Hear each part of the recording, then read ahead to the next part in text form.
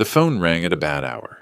Late morning, while I was inventorying old receipts in the study, the kind of small, private job that makes the house feel like mine again. The caller ID showed an unfamiliar name. Carolyn Thorne, the wedding videographer. I almost let it go to voicemail. Then I heard the tremor in her voice. "Mr. Reed, I shot your daughter's wedding. I need to show you something.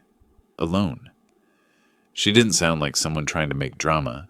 She sounded like someone holding a stone she didn't know how to set down.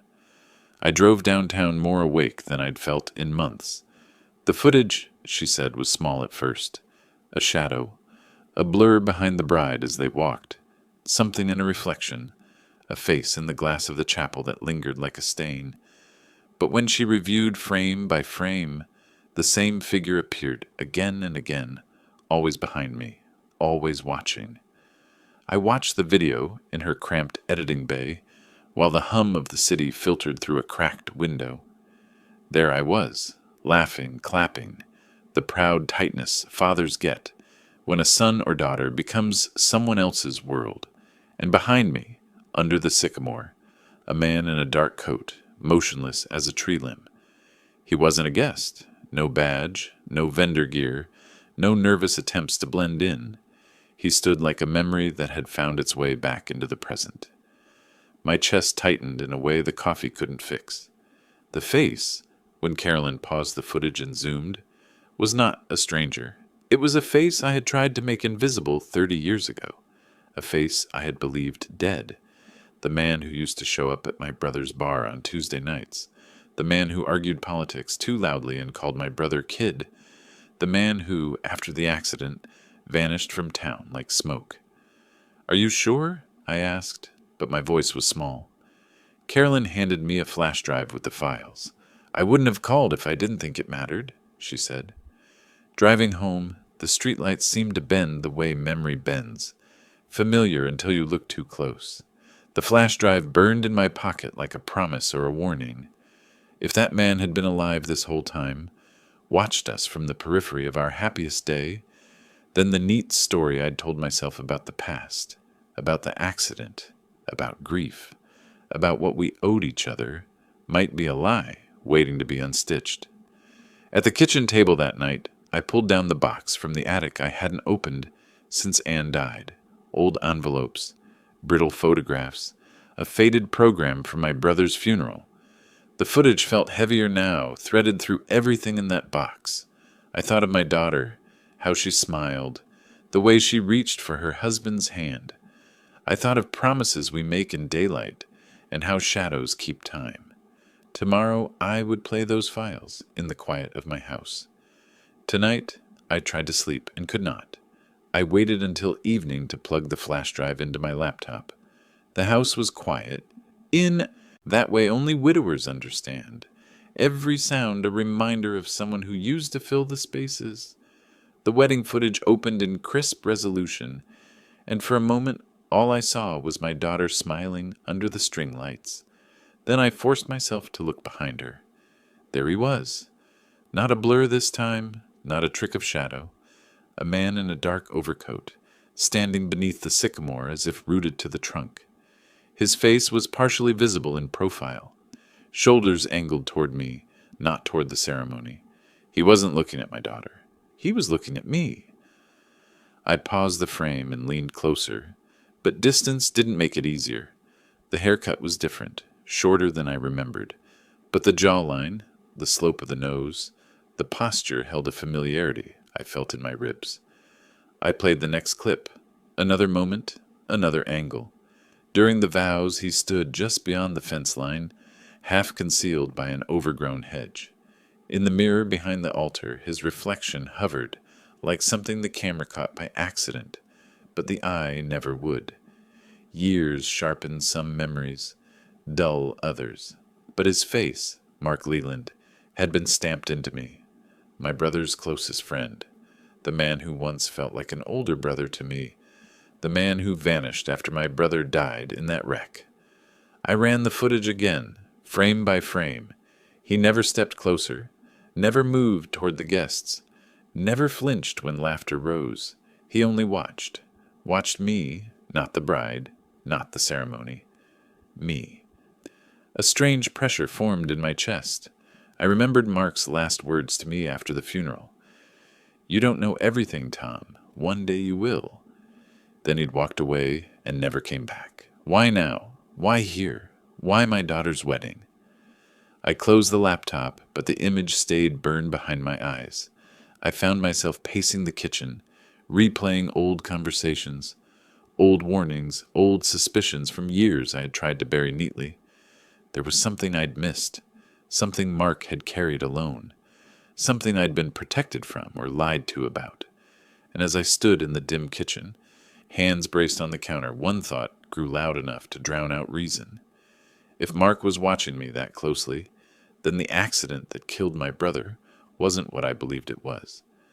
I didn't intend to spend half the night reviewing that footage, but once you see a ghost once, you start checking every shadow twice. I opened each clip, ceremony, reception, candid moments, and paused at every reflection, every window, every patch of darkness behind the guests. And there he was, again and again, not always clear, but present. At the dance floor, his coat was visible in the reflection of a catering truck. During Emily's bouquet toss, he stood partly hidden behind a tool shed. In one shaky phone clip from a guest, his silhouette drifted at the far edge of the yard, like someone choosing the exact distance at which he could see everything without being seen. It wasn't random. It was deliberate. Mark was mapping the day the way a man maps exits, watching me, not my daughter, watching the angles where I stood, where I walked, who I spoke to. He never crossed into the crowd, never got close enough to draw attention, but he wanted me to know he was there. That was the part that chilled me. I pushed back from the table and rubbed my face. If Mark was alive all these years, why vanish? Why reappear now, silently orbiting my family like a warning? I went to the attic again, this time digging deeper into the boxes I'd avoided.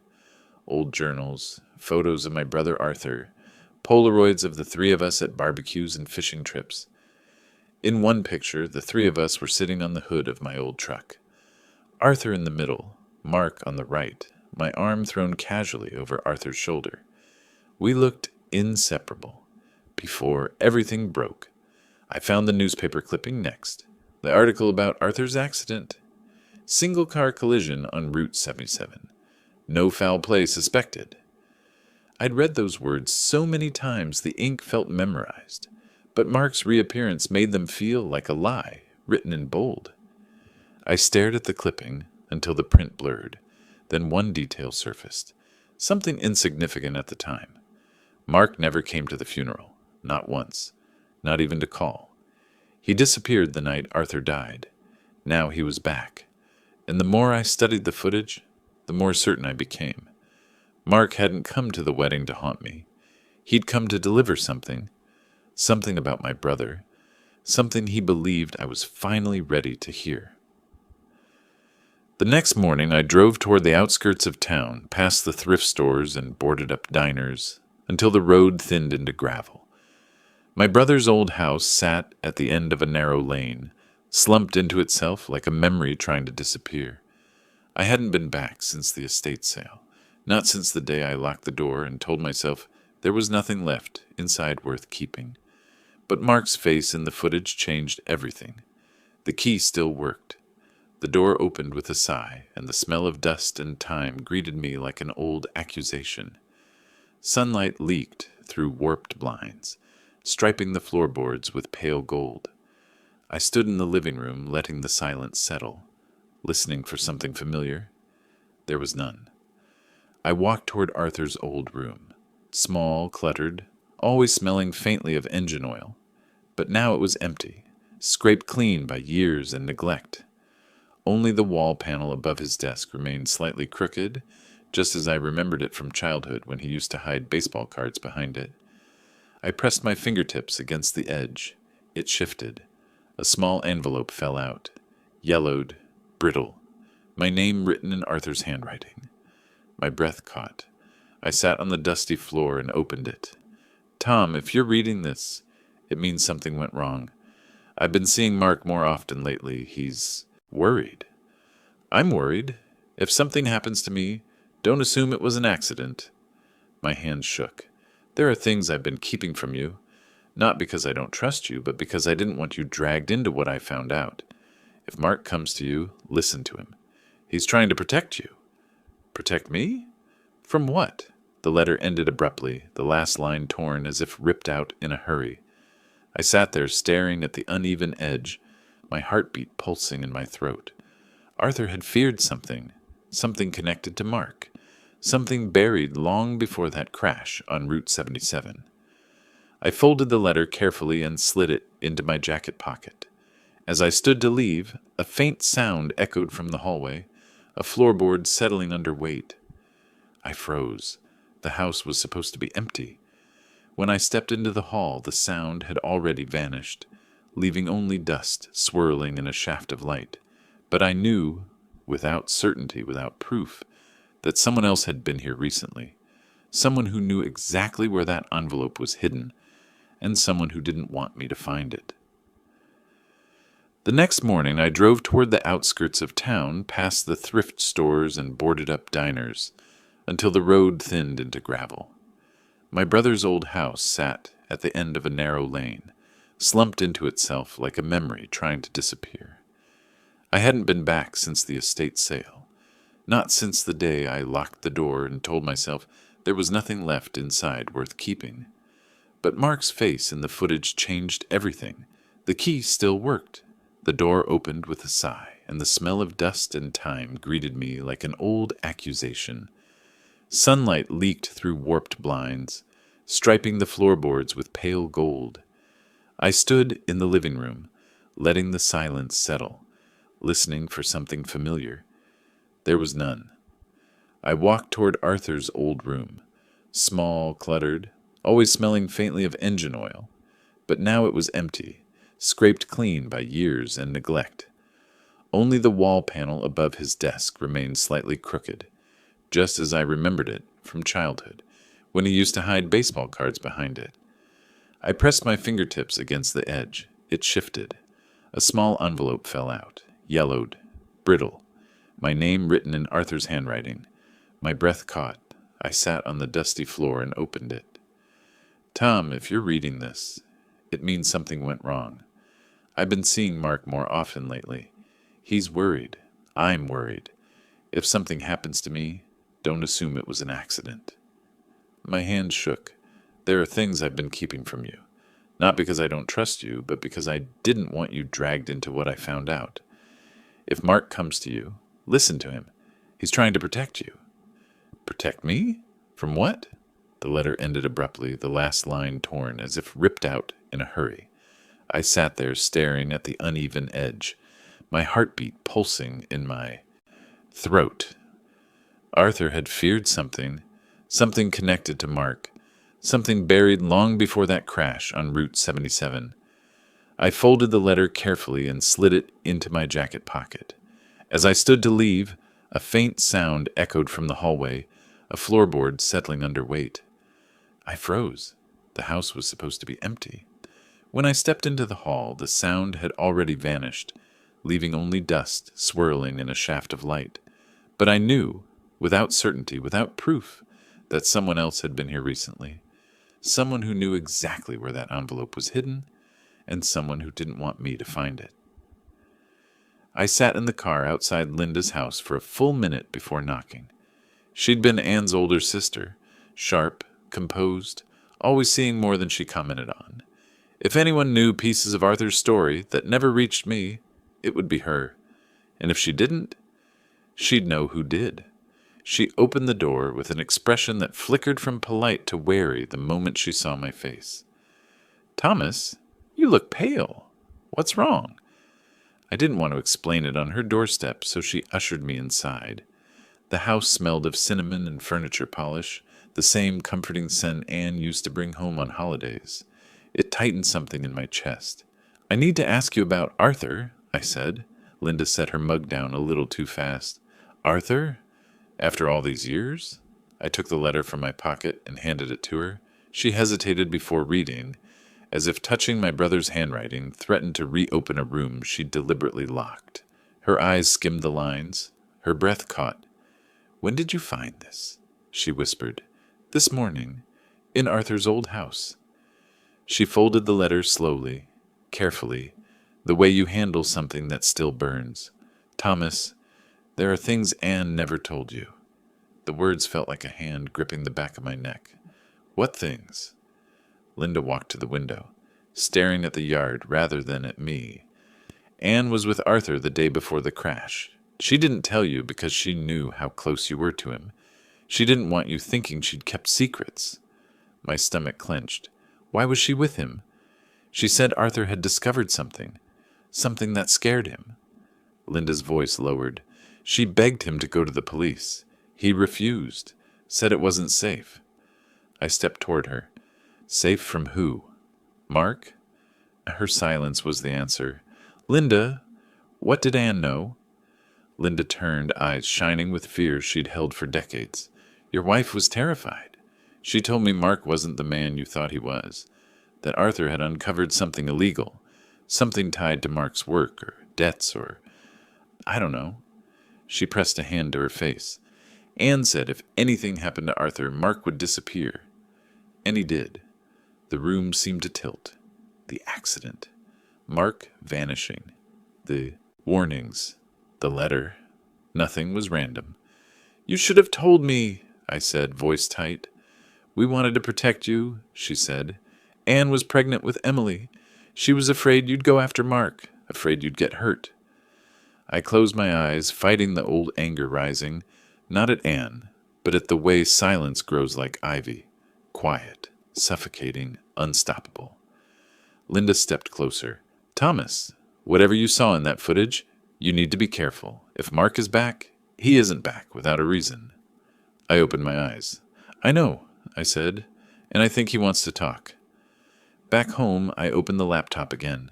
Not because I wanted to, but because every word Linda said kept circling back to one thing. Mark didn't disappear because he was guilty. He disappeared because something else was hunting him. I loaded the final set of wedding clips, the ones I hadn't reviewed closely the first time. These were the quiet moments. Emily adjusting her veil, guests finding their seats, me greeting relatives I hadn't seen in years. Nothing dramatic, nothing suspicious. Until I began zooming in. On one clip, as Emily walked down the aisle, the camera caught a brief reflection in the polished surface of the outdoor heater. Mark stood behind me, close enough to reach out and touch my shoulder, his face clearer than any previous frame, older, thinner, eyes darker as if carrying decades of silence. Another clip. During the toast, someone bumped into the videographer. The camera jolted sideways just for a second, and in that blur, Mark stepped forward. He wasn't watching the crowd. He wasn't hiding. He was trying to approach me. I froze the frame, zoomed in, enlarged the face until pixels broke apart. Mark wasn't angry. He wasn't menacing. He looked afraid. My pulse kicked up. I replayed that second, his expression shifting, mouth opening as if he'd been calling my name. But before he reached me, a waiter crossed between us, blocking the view, and when the camera steadied, Mark had retreated again to the shadows. I ran the footage forward a few minutes. Another angle, another glimpse. Mark standing near the fence, jaw clenched, eyes locked on me with urgency, not threat. He wasn't there to harm me. He was there because he needed to tell me something. Something he'd been carrying since Arthur died. Something he thought only I could understand.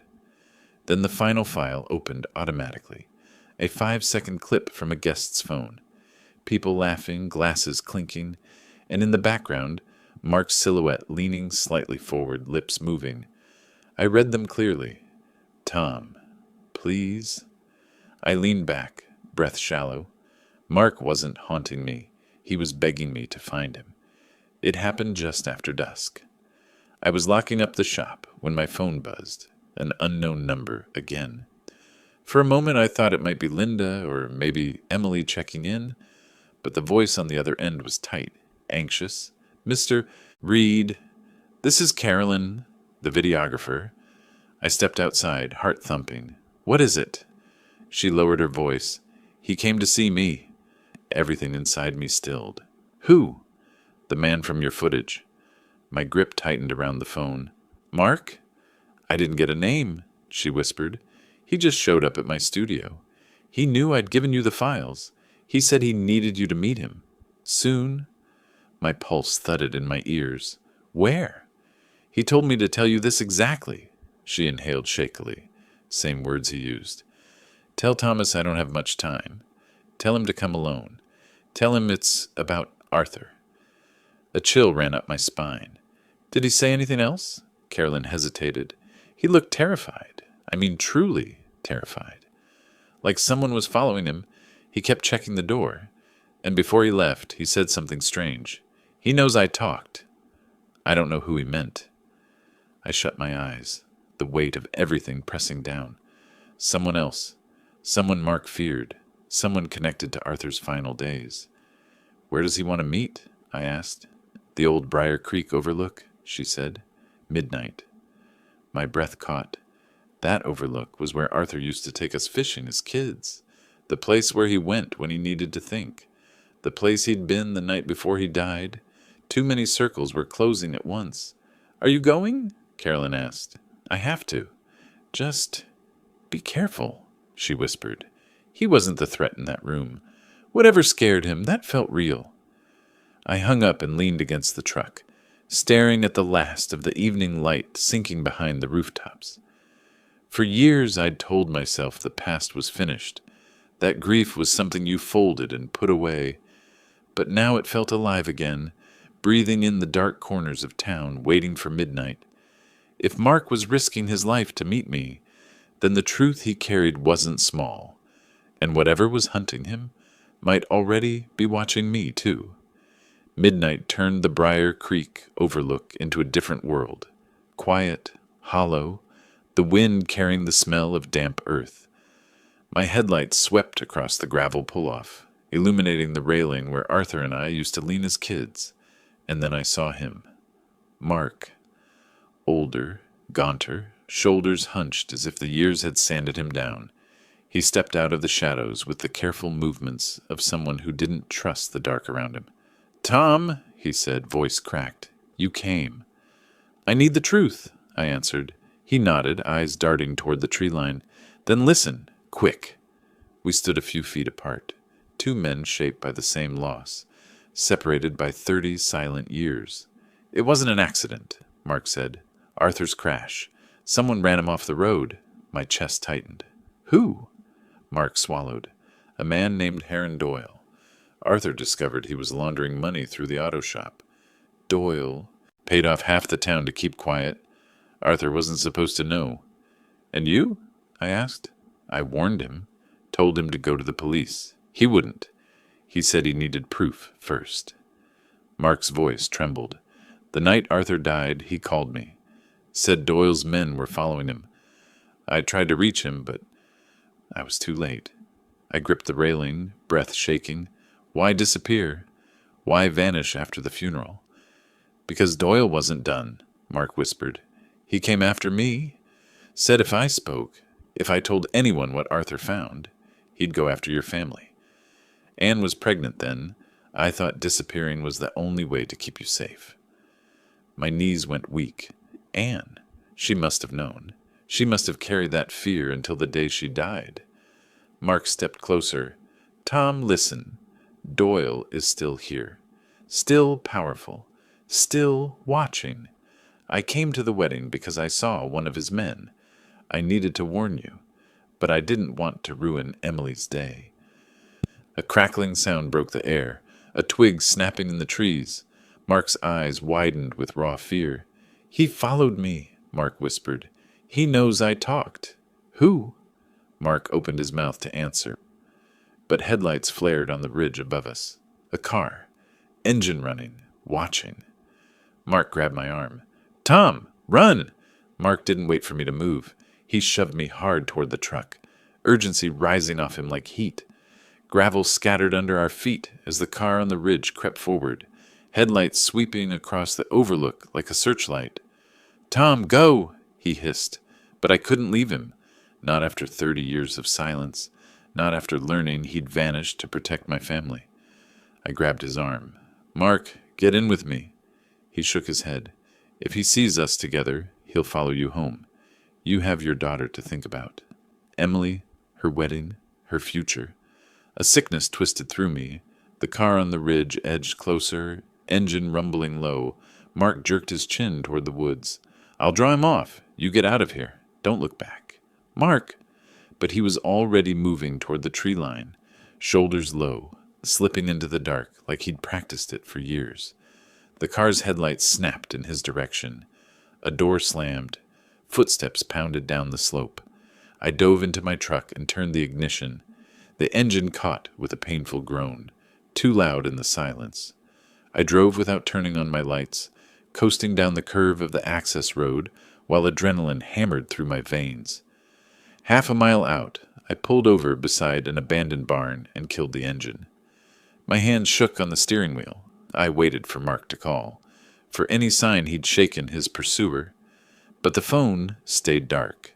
When I finally reached home, exhaustion had settled over me like a heavy coat. Emily's wedding portrait sat on the hallway table, her smile bright, future wide open. I traced my thumb along the edge of the frame. If Doyle knew Mark had talked, then he knew the truth was leaking.